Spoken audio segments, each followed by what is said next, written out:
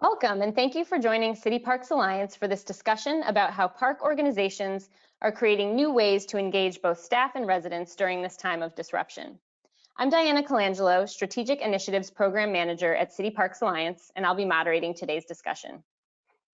Many states are now heading into week 9 of stay-at-home orders, and with local guidance on reopening timelines shifting constantly, many cities face the continuing closure of recreation centers, beaches, facilities, and programs for the near term.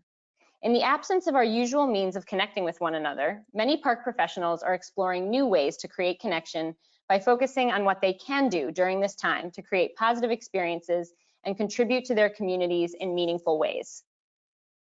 Today, we'll hear how 3 park organizations are collaboratively working on initiatives that help residents feel heard, appreciated, and connected to their park organizations. They'll discuss how to help staff feel appreciated, motivated, and connected to work that looks much different than usual. They'll also talk about redeploying staff in ways that foster community connection and safety, creating virtual opportunities for residents to engage with ongoing projects and planning processes, and more. With us today are Frank Carson, Director of Parks and Recreation for the City of El Cajon, California, which is in San Diego County, Michael Kirschman, Director of Virginia Beach Parks and Recreation, and Alice Brown, Director of Planning for Boston Harbor Now. Each speaker will give a short presentation, and then we'll move to questions submitted by attendees when they registered for the webinar. If you missed something during the presentation, don't worry. Links to today's recording, as well as related resources, will be emailed to all registrants. Let's get started. We'll begin by having the speakers from each city give us an overview. So for our speakers, please tell us about initiatives that are creating new forms of connection, how you're working with partners, how you're redeploying staff, and how you're creating those virtual opportunities for residents to engage with ongoing planning and projects. Frank, let's start with you. Okay, well, thank you very much. I am not showing my slideshow for some reason, so give me a second. I guess we'll go with this right here like this. All right, so welcome everybody. Thank you for joining us. I will be speaking about how we in El Cajon and the greater San Diego as well as California community are addressing our COVID-19 response. So just to give you a snapshot of El Cajon, we're about 105,000 population. We have 17 parks, so we are underparked. We are about twice smaller than what we should be in terms of parks, but our city council recognized that 50 years may be too late, and we added many rec centers. So we have 6 rec centers, so we're 3 times the national average in that respect. We do have 1 pool. El Cajon is the highest in terms of low-income households. We're at 23%. And so it's the highest in San Diego County. We have a very large refugee population, especially our Middle Eastern community. We have the 3rd largest Chaldean or Iraqi Christian population outside of Iraq, then Detroit, now El Cajon. We're 22 full-time parks and recreation staff, and we have about 110 part-time staff. We're very unique in some respects in our San Diego County region that majority of our programs are taught by our part-time staff, not contractual staff. I put this on here as winter is coming. We often talk, especially in Southern California, about how winter is coming. More or less an economic budget recession, budget down cycle is coming. We learned very hard in the 2008 to 2010 time period about economic collapse. I worked for a previous agency where we laid off half of our parks and recreation staff just in that agency alone. And it was a very brutal learning lesson for a lot of us. In that time period, a lot of agencies in California felt paralyzed. There wasn't a lot of people or agencies to turn to for guidance. So there was a limited response from what I felt and many others felt. And we learned from that time period on to plan for the worst case scenario. So whenever I would watch Game of Thrones and they say winter is coming, I would joke with my staff in every retreat, every staff training that we need to be prepared for the next budget down cycle. So having this enter, it's not like we were totally unprepared for that moment. Our 2020 response was right from the get-go, we're not going to be paralyzed. We are going to make things happen. I wasn't waiting for direction from people above me. I would tell them exactly what we were planning on doing and make sure that they were okay with that. I focused on what we could do. Non-response was not an option. We wanted to make sure we were doing something and shared with others, and we also made sure that we were seeing what else is going on in the state as well as nationally, what other people were doing, how could they be successful, and then what could we roll over to ourselves. Beyond that, we knew that once we started creating something successful, it would create a snowball effect. And we have our school district now wanting to join our forces. We've had Kaiser Permanente want to sponsor. We've had Realtor want to sponsor what we're doing, so we have our revenue stream start coming in too. We recognized a long time ago that the best way for us to tell our stories is through video. We launched the day our California governor did a stay-at-home order. That night, I was shopping for sidewalk chalk, and I didn't really know what we were going to do, but just shopping for sidewalk chalk, and I thought of the hopscotch challenge. You see our video right there. I'm not going to show it to you, but we did a sabotage Beastie Boys theme to that, and we pretended to just go around, and we borrowed radios from the police department and pretended to do a similar video like the Beastie Boys, but promoting that we're going to go to at least 50 homes. You register online, we'll come to your home, do a hopscotch challenge, give you a swag bag. Kaiser Permanente saw that, they wanted to join forces with us. We launched 2 weeks ago Jump, where we're now delivering jump rope. We're drawing a circuit course sidewalk chalk in front of their house on the sidewalk, and we're dropping off a swag bag. Our next one is going to be hula hoop, and we're going to launch that this coming Saturday, May 9. And all of our staff, they have been, from the beginning, they've loaded up our virtual rec center, and I'll talk a little bit more about the virtual rec center, but we have a ton of staff videos created on there with our virtual rec center. In April 2018, we created something called a rec squad. We repurposed a land survey vehicle. That's why you see that crazy orange color of that. And once we had the stay-at-home order, or even before that, we recognized we need to create a shelter for city families. So our police, fire, and other personnel that were still coming to work, they could know that their children were safe while they were at work. So we created a shelter with that, and our Parks and Rec staff are running that. Our rec squad, which normally does after school diversionary activities in parks that don't have rec centers, they were redeployed to go out and do these new rec squad activities. All of our staff were hungry to help, and the community was very hungry to be engaged. They were looking for something, and they see what our rec squad is doing as more of a great PR campaign. From the get-go of this, we gave a lot of independence to our part-time as well as full-time staff to be creative, go crazy. Kaiser Permanente, they're coming in with additional sponsorships because they see what we're doing as a health and wellness campaign. So it's a very good thing for our city. In terms of us going virtual, so I added some links here for you if you want to look at, but we have created a virtual rec center. One of the agencies that we saw really launched this first was City of Watsonville in Northern California. They shared their model, and then we copied it and made it ours, more personalized it towards our city. Then we created our virtual rec squad, and with our virtual rec squad is where we house a lot of our videos. You can see just some examples here of videos that you can go to through our YouTube channel and access. Another staff person, another supervisor at one of our sites said, hey, I want to create a virtual marathon. So from April 15 to May 15, you can do a virtual marathon, and for $10, you can get a t-shirt and a medal. And we actually have a realtor that's sponsoring our virtual marathon. We have a variety of social media virtual activities. So we are not only doing things with Facebook, Twitter, Instagram. We have our teen coalition now actively engaged with hosting a teen night, and they're doing a Kahoot it test. Kahoot it, or Kahoot.it or Kahoot.com, is a way how people can do online quizzes. It's a very fun thing for more of our teen population that are familiar with that. Some things that we're doing to maintain our morale within our department as well as citywide is that we decided to over communicate, meaning we are going to definitely communicate as much as possible with our staff. We are doing daily visits. Myself, I have 3 Parks and Recreation managers that actually go out to our sites every day, visit all of our facilities where we have staff, do courier service, pick up anything that we need to.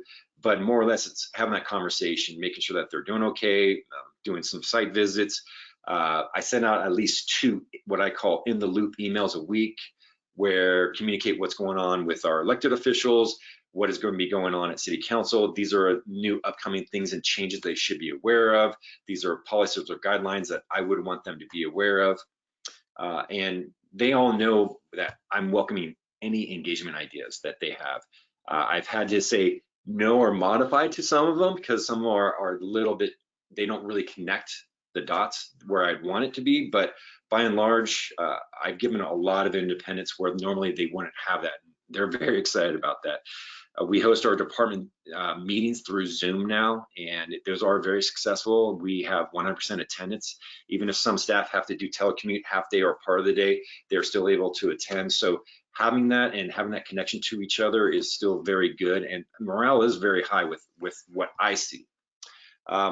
I show here, this is, El Cajon's famous also for having 5 Kaboom playgrounds in the last 6 years, and we take pride in our playgrounds. Before we closed our active amenities, we were actually disinfecting our playgrounds every 2 hours, but then we were sanitizing it. We had a standard operating procedure. So disinfecting meaning a bleach water solution, and then sanitizing meaning a soap and water solution afterwards. So there was no residue, but we have continuous presence at all of our parks, 12 hours a day. The parks are now open modified hours, 7 a.m. to 7 p.m. Fitting our County of San Diego guidelines, we have a person there just to make sure that there is physical distancing going on. And if they feel comfortable approaching it, then they will. If they're not, then they're not going to approach it, but they're going to document down that they had this situation. We are actively working on our standard operating procedures, how we're going to reopen. So not only our tennis facilities, aquatic facilities, but day camps, everything else. We've launched a community survey, and we'll wrap that up May 15. I'll include that link going out with Diana about our 15-question community survey. But what we wanted to gather from that was, if we can open up camps, what will you be doing? Or will you be interested in doing an in-person camp? Will you be interested in doing an in-person program? Or would you prefer to do a virtual camp or virtual program? Some parents are not going to have that luxury. They're going to have to look for care for their children. So we understand that we may have to, if we're allowed to, offer a camp. We are still waiting for CDC guidelines that are supposed to roll out around mid-May. But we are looking forward. We're going to change our camp model, going 1 to 8 model per room. And it's going to be same staff, same campers in that same clump in different rooms, just to make sure we fit some type of physical distancing, as well as limiting amount of people per location. So we're really going to be doing a multi-pronged approach for our summer programming, where some is going to be in person and some is going to be virtual. We don't know how it's actually going to, if we're going to be allowed to do that, but that is our plan right now. For our spring, we've canceled all of our spring programs, and we're doing all free virtual programming for our spring, following our city council's direction. And we're trying to do things where we anticipate future guidelines. So we anticipate having to have these no-touch thermometers at all of our sites for all of our in-person programs. Right now, we have to do it for our staff, but we will anticipate possibly for even our attendees that are coming into the room to do the temperature testing. That's just one area of how we're anticipating things. I'm going to leave my contact information here. If you have any questions and you want to follow up with me one-on-one, feel free to reach out. And I'm going to say that's it. All right, thank you so much, Frank. What I really like about your approach is that, you know, as you are encouraging your staff to be innovative and to do these really interesting programs, they're engaged, and it's also really engaging the community quite a bit. So it's kind of a win-win for both. So I think that's fantastic. All right, Michael, let's move to you. Sure. Okay, thank you, Diana. As everybody knows, my name is Michael Kirschman. I'm the director of Virginia Beach Parks and Recreation, and we're going to run through some of the great ideas our staff have been putting out there over the past 6 or 7 weeks. So just a quick overview of Virginia Beach. Virginia Beach is the most populous city in Virginia. We're just under 500,000 people. We're a large community. It's a consolidated city-county government. So big geographical area, lots of miles of beach along the Chesapeake Bay, then all the way down the Atlantic to where it hits North Carolina. We have around 293 parks, over 7,000 acres, and all of your typical things: neighborhood parks, community parks, athletic complexes. And we're really, really known for our recreation center system. We have 7 recreation centers. 6 of those are very large. with double gymnasiums, elevated walking tracks, large fitness areas. They all have pools. And we have a very, very high market penetration rate. So we have almost 100,000 members for a population of under 500,000 that are members of our centers that come to them a lot. And they really serve as a community focal point for Virginia Beach. We also are very well known for our child care program. We offer child care before and after school in all 56 elementary schools year round, as well as summer camps at the schools, and that serves thousands of youth daily. And then in addition to maintaining all of those parks, we actually also maintain all of the public school grounds, all their athletic fields, all municipal buildings, every fire station, police station, city hall, you name it, plus the very popular tourism area at the oceanfront. And we have around 1,400 employees, 1/3 of those full-time, roughly 2/3 part-time, $60 million budget, and roughly 1/3 of that is revenue, which I'm sure that's impacting a lot of people out there as well as it is us. So I'm going to run through some of the ways that we have been engaging our staff and the community over the past 7 weeks. One of them Frank mentioned just earlier, and that is the virtual recreation center idea. So we closed our rec centers. It came quickly, as probably did around the country, on Monday, March 16th. By that Friday, our fitness staff were posting online videos on our Facebook pages, and they were extremely well received. And it was a variety. It was high interval training to Tai Chi, to yoga, to how to do a push-up correctly. And people really loved it. Just this past week, we have compiled and consolidated all those videos, other information, and we propped up our virtual rec center, which you can see if you go to our website, bbgov.com, Parks and Rec. So there's a lot of information there. We have a main Facebook page for the department. It's very well. We have around 29,000 folks that follow us on Facebook. And the fitness page, we have a separate page for fitness, and their fitness page, Facebook page, has just exploded over the past month with all these videos. But the virtual rec center has been a big hit. If you go to our site, you can explore it yourself. There's all kinds of activities, seniors, family activities, TR inclusion, kids games. All the videos are there, grouped by topic. And folks are really taking to it. The press has picked up on this as well. So we had some nice coverage on our local media channel talking about the virtual recreation center. So that's been very good. And what's been very interesting about this is kind of the silver lining around the gray cloud here is, as one of our staff mentioned just the other day, they were really excited about all the new tools that we're learning and the methods that we're employing, because they talked about how we can use these same methods and these same tools during other more routine shutdowns. So every year we have a maintenance week and we shut down the rec center for that week. Well, now moving forward during maintenance shutdown week, let's also provide some fitness videos to the folks that live around that rec center. Or if we have a storm or a hurricane and we're shut down for a few days, we can still engage the community. So that's one of the takeaways we're learning, is that even though we're doing this now, many of these tools and many of these things that we're doing, they won't end moving forward. So another thing that we did right from the get-go, when we shut down and the schools were shut down, because childcare is such a core service of this department. Again, as I mentioned, we're in all the elementary schools Monday through Friday year-round. We also offer licensed childcare at 4 of our 7 rec centers. We're the largest childcare provider in the city, and we knew that childcare was going to be an issue. We also knew that childcare was going to be an issue for city staff that have to go to work, for the police officers and medic and 911 and the fire department and the trash collectors and the social workers, and the people who still have to be out in the field and they cannot work from home to do their job.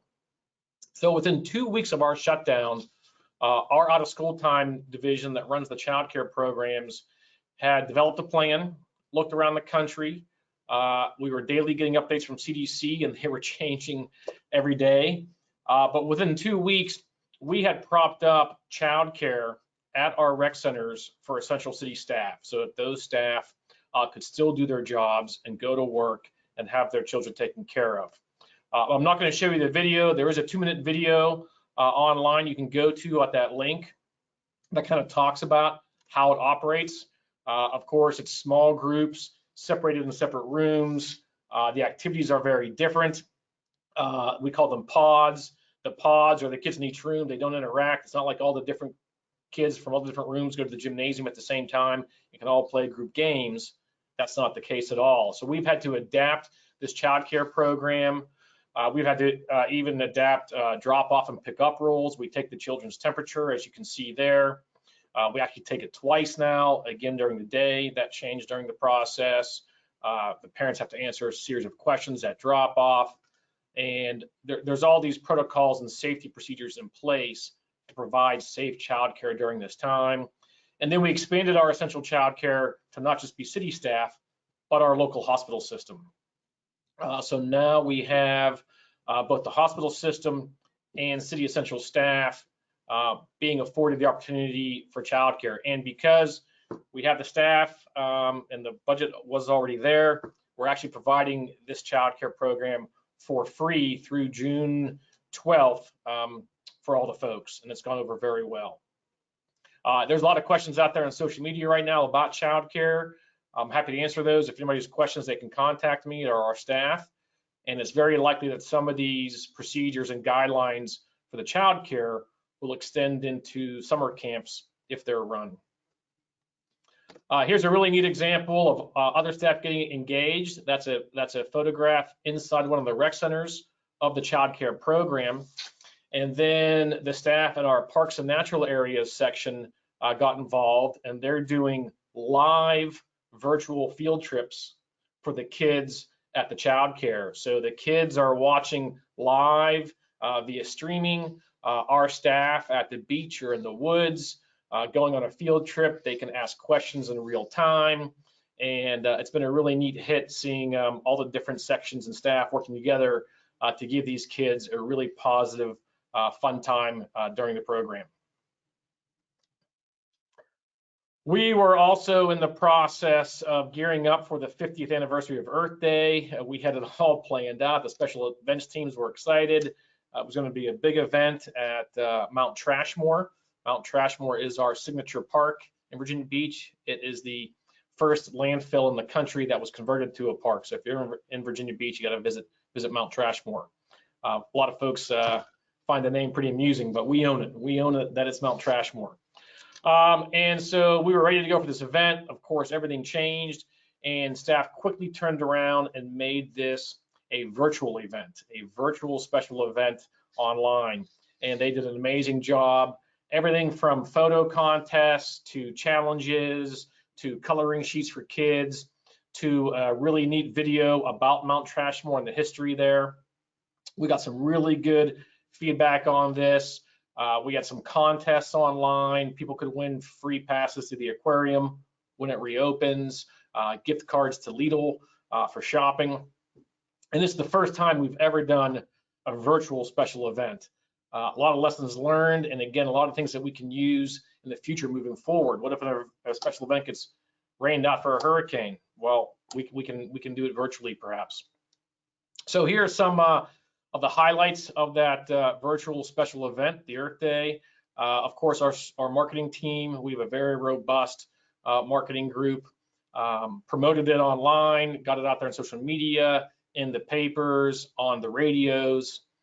The video of Mount Trashmore was just amazing. If you see there to the bottom right, when we posted online, it had over 130 shares, tens of thousands of people watched the Mount Trashmore Park video to learn about the landfill there. And then after all of our special events or any marketing initiative, our marketing team does a little analysis on how it went. And so we can really track, since everything is virtual now and online, we can really see how successful this special event was. And so they can rank the page that we propped up for the virtual Earth Day. We can see how that ranks against all the other page views across all the city departments and their web pages. And as you can see, it ranked 1 on our pages, it ranked 2 in terms of average time. It ranked 9 over the entire city. And so it was really interesting to see some of these statistics on how well it went. We had the photo contest went very well, folks taking pictures of nature in their backyard and posting them on our social media page. Really great engagement with the public on things like that when they're posting back to us and we're commenting back, and there's voting going on what photo is the best. And so I'm not going to go through all these, and of course you can get a copy of this presentation anytime to kind of see how this went. But again, in terms of our very first virtual special event, it went very, very well. And then there's just been a nonstop creativity coming out of staff on how do we engage the public and our team members to stay relevant and also make sure that we're still here for the public. So a couple examples here. You'll see that staff created little packets and delivered them to our Forever Young participants, all of our senior members across the city. So they put these packets together at the rec centers and then drop them off on people's porches. On the right-hand side, you'll see our staff in the rec centers. Even though the rec centers are closed, staff are still reporting to the rec centers. And what we've done is we've started calling all of our members. And so our staff are just checking in with our members. Again, we're a big city, but we feel like a small community, and we're just checking in on the members saying, hi, how you doing? We miss you, can't wait to see you back. And the response has been amazing. And so there's a couple staff members at one of the rec centers there making those phone calls, checking with our members just to say hi and we miss them. And that's been really great. And we have resources there. If somebody is experiencing issues, if they bring something up on the phone call, staff have a protocol and resources to refer the person they're talking to. We have also reassigned staff throughout the department. As much engagement as we are doing, of course, we do have some staff that have time on their hands. They can be reassigned. So we have reassigned some of our staff out to the parks. Our parks have remained open, although pretty much all the amenities within the parks are closed. So the athletic fields are closed, the playgrounds are closed, dog parks, skate parks, tennis courts, volleyball courts are all closed. But they are open for individual and family small group activities such as walking, jogging, walking the dog, biking, launching a kayak, fishing, and they're getting extremely high use. The bathrooms are open as well, and so the gates need open every day. The parks need mowed. If there's any graffiti or vandalism, trash needs pulled, bathrooms need cleaned.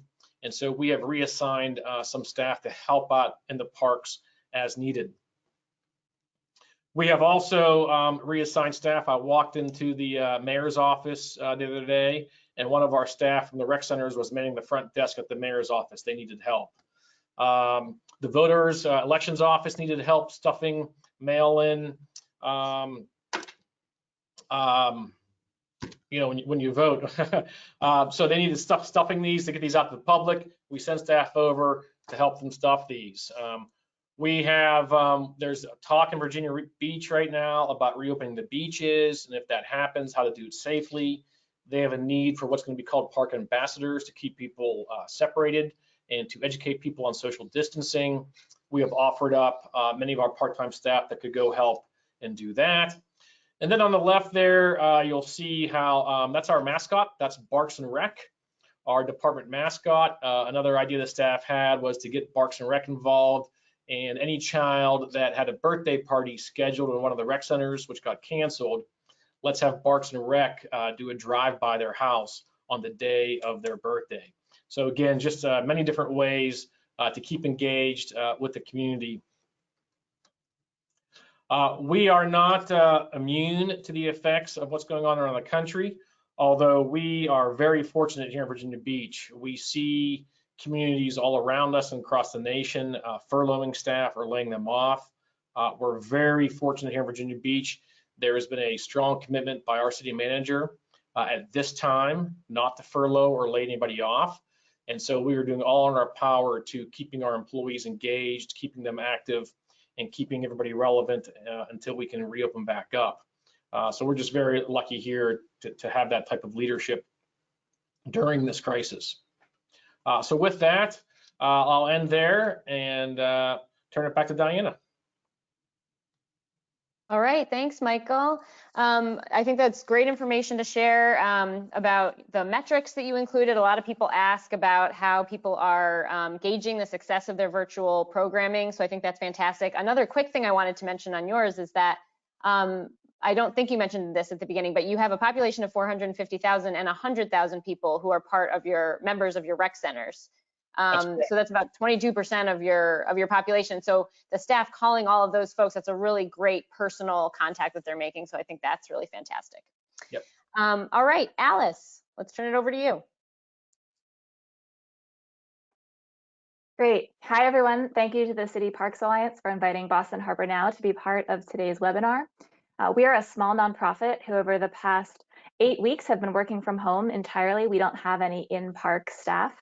And we're trying to ensure that people at home feel connected with the work we do around the harbor. Today, I'm mostly going to talk about public engagement that we're doing right now, but I want to share what we're doing not only with the public, but also how what we're doing is an incredible way to keep staff engaged. By working collaboratively as a team across disciplines, we're creatively solving problems. It's always mattered to us, and I think it's keeping us energized to stretch our intellectual muscles, our emotional muscles, to be doing this work. For some additional context, here we go, screen technology. From additional context, Boston Harbor Now is a pretty unique organization. We were formed 4 years ago by the merger of 2 other nonprofits. One of those spent 40 years advocating for the harbor to get cleaned up, to create the Boston Harbor Walk, which is about 40 miles of paths along the Boston waterfront. And the other nonprofit spent 20 years serving as the legislated nonprofit partner to the Boston Harbor Islands National and State Parks. So we already automatically work every day with State Parks Department as well as the National Park Service. Our president and CEO, as well as our VP of operations, are both former parks commissioners. So we're a team that's designed to play a supporting role or take the lead whenever we're working with government agencies, private sector leaders, or other nonprofits. On the policy and planning front, where I work, we host something called a Harbor Use Public Forum every month. And this is just one of the many things that we do, but I want to talk specifically about this program because it's one of the things we've been able to transition online. The way it used to work is that at 8:30 on a Wednesday morning, we would bring people together. Any member of the public could sign up and they could have a discussion with either a private property developer along the waterfront, with a parks department. In this picture, it's another nonprofit. Learn about different park and open space developments that are happening all along the Boston waterfront. So typically people present at public meetings, and this was designed to be open to anyone to have that dialogue. We don't usually open them up to the press because we want them to be candid. We want them to have discussions. And so this is sort of an example of where we were. When the crisis arrived in March, we strangely didn't actually have a Harbor Use Forum planned for March. So then the goal was to figure out how we could move forward for April. This is a picture that was taken on February 29th at an open house that the Boston Planning and Development Agency, or the BPDA, was hosting to do a plan in South Boston in an neighborhood called the Fort Point, where they're doing an open space plan. And so they'd had this open house. They were really excited by the turnout. It was the second open house for the plan, but they were really eager to get more feedback. The BPDA was not at this point in a place where they have established new guidelines moving forward to doing public meetings. So they were in this in-between place of how do you do a public meeting? How do you gather additional feedback, knowing that there's not a formal meeting?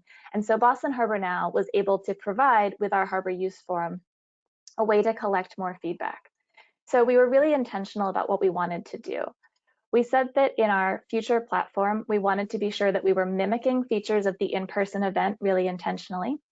We knew that this was going to be a new step for public sector partners. We know that there's a lot of public meeting laws, or there are people who, record every single thing someone says and tweet the quotes everywhere. We wanted to make sure that it was a safe place for them to present. We wanted to keep getting feedback. We knew that not everyone was able to attend the open house, and so this was a chance for a wider audience, a broader audience to participate. And we knew we had to reach out to people who both had attended in the past and might not come in the future, or might not have normally come, And so we wanted to think differently about that. So in 3 weeks, we did a special email to people who've been to these events in the past. We worked with key partners, and in this case, because most of our policy and planning on social media happens on Twitter, we did a lot of work to tweet about it. A typical meeting hosts anywhere from 30 to 60 people, and in this case, we had over 120 attendees, so that was really exciting for us. Specifically, what are some things that worked? When we did this presentation, we asked the BPDA and their consultant team from Sasaki to come in, put a slideshow together. They had a lot of visuals that they'd created for the open house, but they hadn't in fact made a slide deck of it yet. And so it was actually really good to see it one image at a time and to get those slides. They also did a good job of using the highlighter and pointer tools in ways that sort of like a digital laser pointer doesn't always do the trick, but when you can draw on the image in a presentation, they use that really well. Much like the webinar that you're on now, we also made an intentional decision to show the presentations as well as the people's faces. It's a really small thing, but we've noticed that it makes a difference in terms of people connecting. Another thing that they did that was really exciting was they used a poll by phone technology.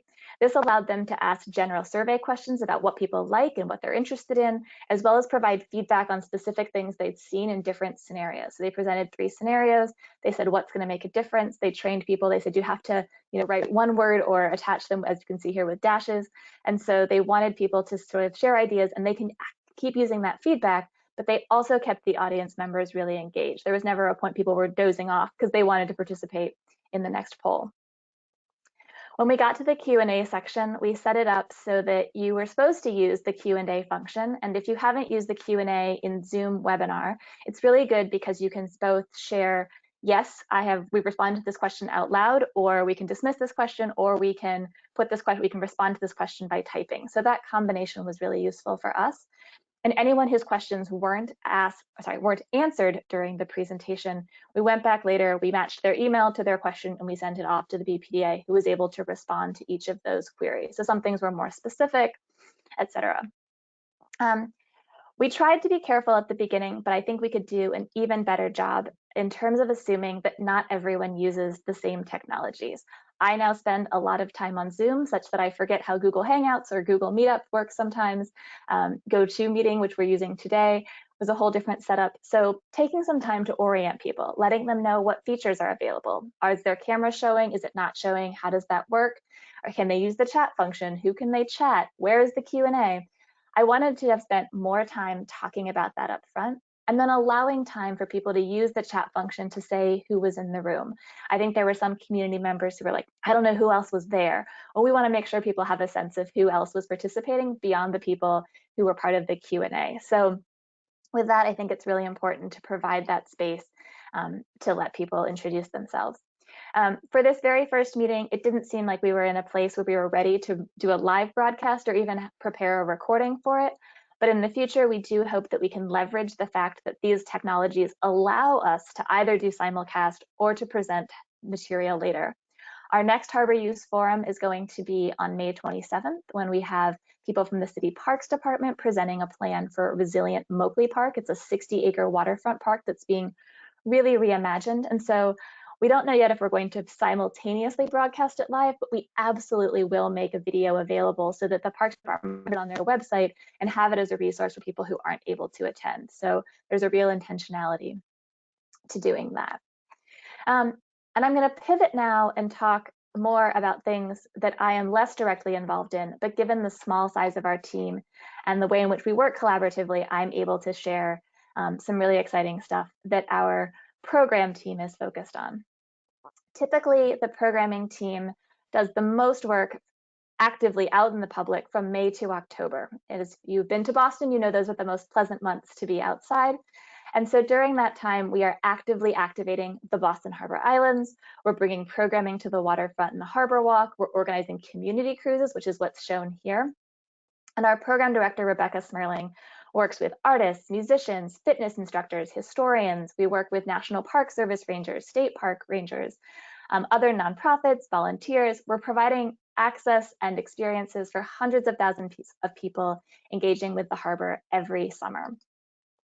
When the stay-at-home order went into effect, Rebecca is the kind of person who immediately wants to see how people are doing. And so by leading with empathy, she was reaching out to people instantly. She's saying, "Hi, how are you? Are you doing okay? I hope you're doing well." But she wanted to take it one step farther. She knew that the kinds of people we partner with are typically really small businesses. They're people who were likely to be very hard hit by the economic side of the crisis, and she wanted to provide a stopgap. She wanted to provide them with a way to both make money, to leverage their best skills and abilities and resources, and then to be able to promote their own brand, have a new platform for sharing. And so with all of that in mind, she and our communications team developed a program called Harbor at Home. Harbor at Home is a series of weekly videos that are now online. They fall into 5 categories: fitness, history, art, nature, and culture. There's a brand new section of our website for it. It has a brand, and it looks like this. And I'm going to tell you a little bit more about it. One thing that was really important to us is that we were authentic to who we normally are. We are not someone who provides daycare facilities or kids summer camp programs. So we didn't focus exclusively on children. We really wanted it to be something that people of all ages could experience and enjoy at home. We have people on our staff who have really great graphic skills, which you can see from this image and from the other stuff we were able to put together. We have people on our staff who have really great video skills. We've been developing a video blog, a vlog called Waterfront Wednesdays that has allowed us to get better at doing our understanding of video and different video platforms and video editing. And so we didn't do video editing for our partners when we reached out to them, but we said, here are specific things you can do. We want to make this look good. So try to be outside in the sun if you can. Use a microphone. Think about what it means to be seen really clearly, what people are going to experience. Keep the video to 10 to 15 minutes. People don't necessarily want to be doing a lot of different kinds of, be there for an hour necessarily. So we wanted to keep it really short and clean and to the point. So let's talk about some of the things we shared. If you were to come on a community cruise, you might have met this woman, Veronica Robles. She runs an all-female mariachi band, and here she actually showcased other skills she has by modeling Aztec dance and drums. She's someone we work with regularly when we do programming in East Boston, which is has a large immigrant population of South and Central American families. And so Veronica was able to bring those skills. She's someone we work with regularly, and she was a way for us to connect directly with that community, and we were really excited to give her a platform to share her music and stories. We also we do a lot of work with the Chinese community and the Chinese American community in Chinatown. We offer Chinatown community cruise every summer. So it was really wonderful to include Tai Chi, which is something we offer as among our fitness programs. We work closely with a group called the Friends of the Boston Harbor Islands. It's our largest organized volunteer group that we work with on a regular basis. Actually all of our volunteer programs are suspended at this time, but the Friends have been really eager to share their stories and things they know about and love about the island. So here we have a video about the secrets of the mugwort plant, thanks to the Friends of the Harbor Islands. And then we worked with Carolyn Lewinberg. She's an artist that's helped us to organize other arts programming out on the islands. And she has done a video here to share some of the way that she thinks about art and community art building. And she's doing this not on the islands, but in Franklin Park, but with an island concept. All of the videos are set up so that people can promote their own brands within the world that we've created. And they can take this world and bring it out onto their own social media platforms. But they've got this nice, stable platform where they can share their work, highlight what they're up to, and be part of a broader community. We're really aware, though, that this is something where there are some language barriers. All of the content we've produced to date is in English. One of the ways we actually hope to overcome that is by working with a company that was going to provide closed caption service. Closed captioning will allow both the people who can't hear as well to participate and also make it easier for internal computer programs that do translation services. We also hope to reach out to small businesses in terms of doing some of their content production. We want to be sure that people know about small businesses and what they're up to around the harbor and bring people back as soon as possible afterwards. I look forward to the next discussion. And again, you can reach out to me or anyone on the Boston Harbor Now team to learn more. Thanks. Great, thank you, Alice. I think some fantastic information about how to keep your partners engaged at this time, folks who might usually be doing summer programming. And then also, I think with the engagement that you're doing with the virtual meetings, great to get into some detail about how you're really maximizing that platform to be able to get real-time feedback and trying to make it feel like a real community event. So I think that's all fantastic. So we are going to turn now to questions that came in when folks registered for the webinar. And so let's start with a lot of folks are asking and have sort of been asking throughout this process with everything kind of going virtual. What are you doing to engage folks who don't have access to or familiarity with technology? So Frank, do you want to jump in on that one?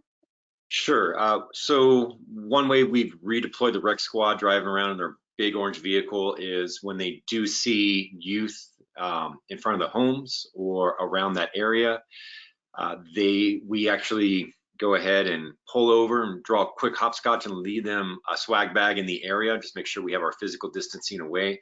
And we actually have like a little imprint that we can quickly chalk over and put our rec squad logo and the rec squad logo as well as our website, so people can go onto the website if they want. But people walking even in that area, we actually see that us drawing these hopscotches around the community, it's encouraged others to do the same, and all around neighborhoods now around El Cajon we see random hopscotches popping up. So it's a good thing. It's giving some much relief to our community in some respects.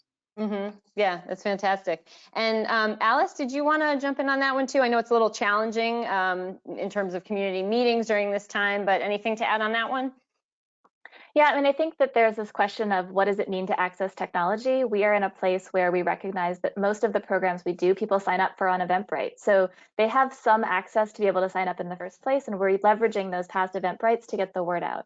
I think all of us have been, and I think it's come up on these different conversations, like when Michael talked about Facebook, that we've built a presence on these social media platforms. This is not the time to build a social media presence from scratch, unless you're the Some Good News network. But by and large, it is a great way to leverage what's already out there. So whatever you have that has the highest following, wherever you're reaching people most effectively, really building on that. Because it isn't necessarily about access to technology, it's just, are you already connected to things? People aren't necessarily making new connections at this time. So this is a chance to really leverage and really strengthen those relationships with people you already know. Mm-hmm. Yeah, I think that's a great point. Another question that we get a lot is how people are engaging with seniors. So Michael, you talked about that with the care bags and the phone calls to seniors in your Forever Young program. Frank, do you want to talk about that one a little bit? So we are seeing a lot of our neighboring cities here in San Diego County, as well as throughout the state. One of the things that they're doing is they're distributing meals to their homes, as well as having that connection when they do distribute the meals. Some cities, if I look even in Northern California, like the city of Santa Clara, they're delivering 12,000 meals a day using 125 staff. And they hit their senior community with that, and they make sure to also have those physically distanced conversations, but connecting with their senior community in that way and seeing what kind of needs they may have or additional needs they may have beyond just the meal delivery. Mm-hmm. That's great.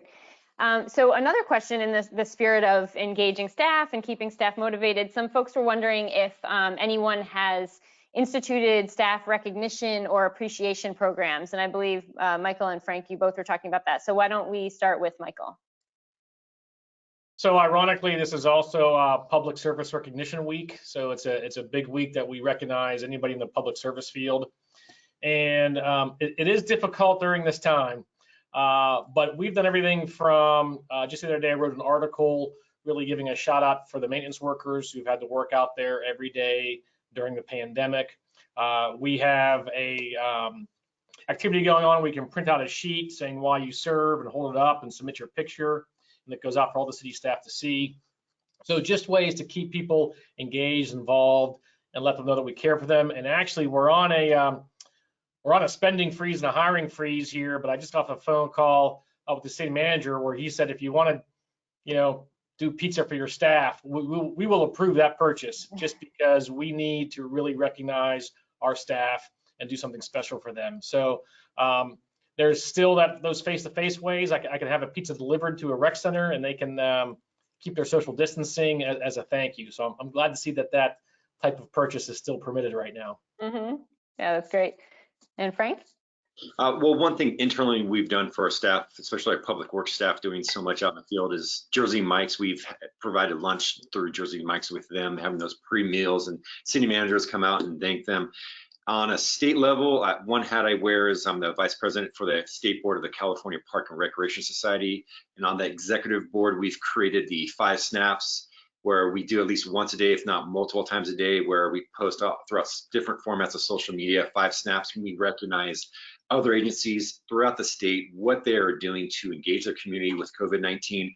And it's become a big draw, so people can actually not only see an agency getting recognition, but also maybe stealing some of their ideas of what they're doing and how successful they are. Mm-hmm. Great. Yeah, so sharing those best practices with peers. So another question that came up a lot, as folks are struggling with revenue issues right now, is are you considering charging for virtual programs? So I think both Alice and Frank, you had things that you might want to be able to share on that. So Alice? Yeah, so we were planning a big conference in June. It's called the Boston Harbor for All Summit. And we were planning to have it as an in-person event. It's iteratively become more and more and more virtual until now it's going to be all virtual. And so because we had a structure that we were going to, charge people for the event, we're going to still charge them less because it's online, but we are going to continue to have a fee associated with it. We also do a Spectacle Island 5K every summer, actually in June. And so that's also becoming a virtual run that will cost less, but still have a fee associated with it. Mm-hmm. Great. And Frank? So for us, we got direction from our city council after we had to cancel all of our spring programming, was to actually roll out free spring online programming. And we're rolling that out May 18. We have 20 classes or program services in a variety of age groups and targets that we'll be rolling out. And that's completely free to our community.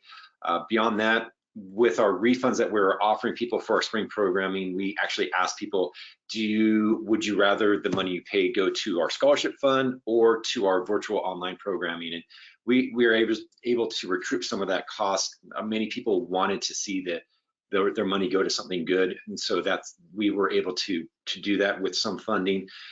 For our summer programming, we're planning on anything virtual to be at a discounted rate. That's what our direction from our city council was. So if people do choose to do virtual programming, they'll get it at a discounted rate. At least they'll still have some type of connection with that.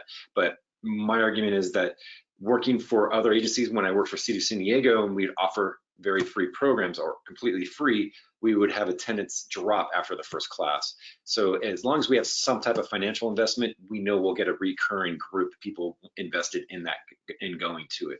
Mm-hmm. And actually on that note, Frank, talking about the virtual summer camps or summer programming, I know you talked about doing that survey to see what people might be interested in being involved with. Can you share any more about kind of some scenario planning you're doing around that, like what that might actually literally look like for a virtual summer camp? So for our virtual summer camp, right now it's still in the design and development phase, but our basic concept is we can either have the rec squad drop off a box to you, or you can come to the rec center and pick it up with, of course, physical distancing going on. But every week you will have a packet, maybe a swag bag or a little camp box that you will pick up, and you will be engaged with the campers. And each day they would log on to Zoom or some other format, have access to videos, and do some things that are engaging. There will be arts and crafts, there'll be some physical activities and other things, as well as collaboration with other campers through electronic means, but it will be part them doing it on their own and then part also connecting through technology. Yeah, that's great.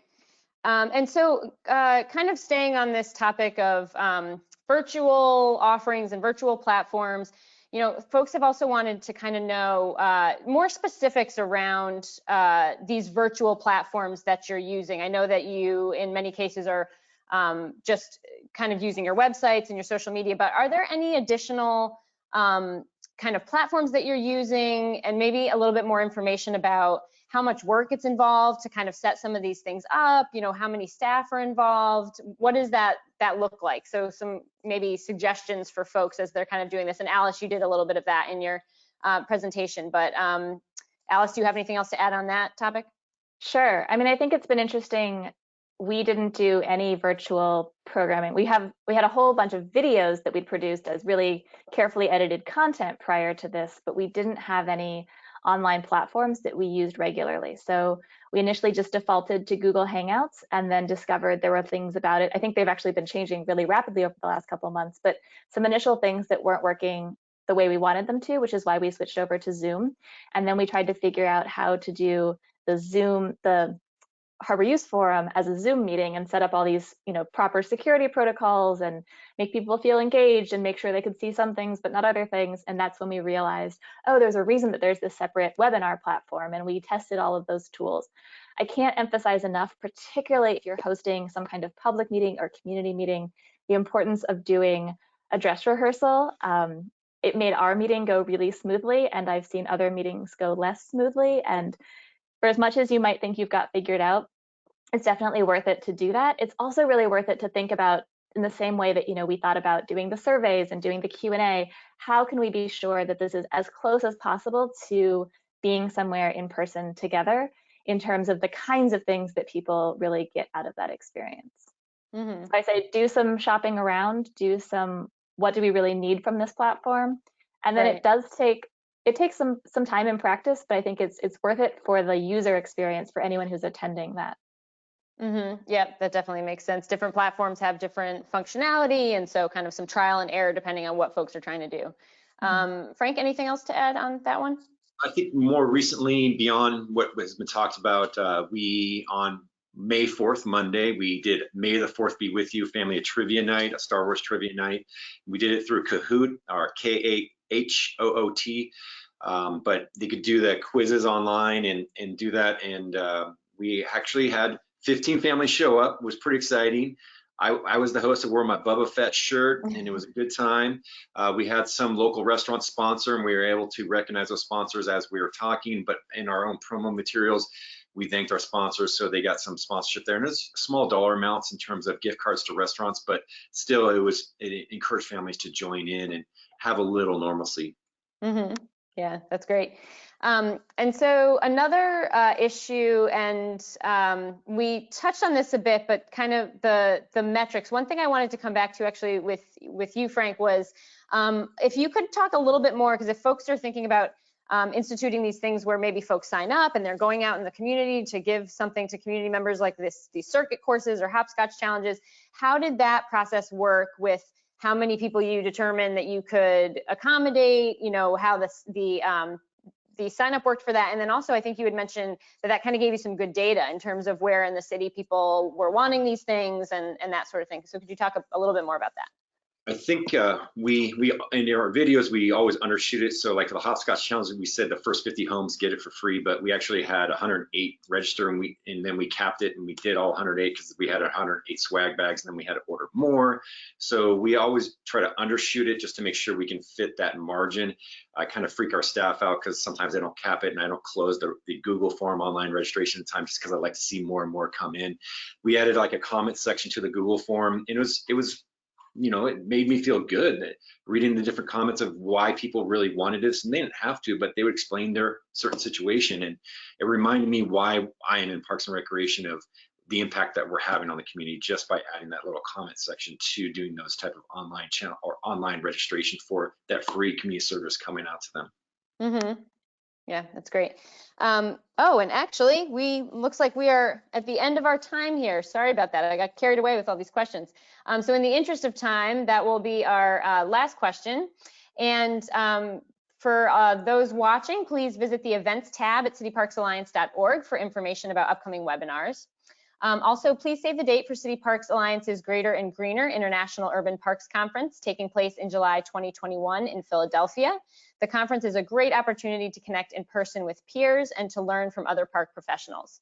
I'd like to thank our speakers for joining us today and for sharing such great information about how they're taking a really positive and proactive approach to maintaining strong community connections despite social distancing. By Monday afternoon, you'll receive an email with links to today's recording as well as related resources. Lastly, City Parks Alliance is striving to adapt its programming to be responsive to the changing needs of park professionals during this challenging time. Support from members is critical to enable CPA to continue to offer this programming. If you'd like to join City Parks Alliance, please visit cityparksalliance.org/join.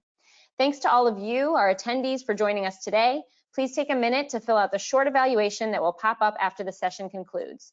Keep up the great work that you're doing for your communities and for our nation's urban parks, and have a great day.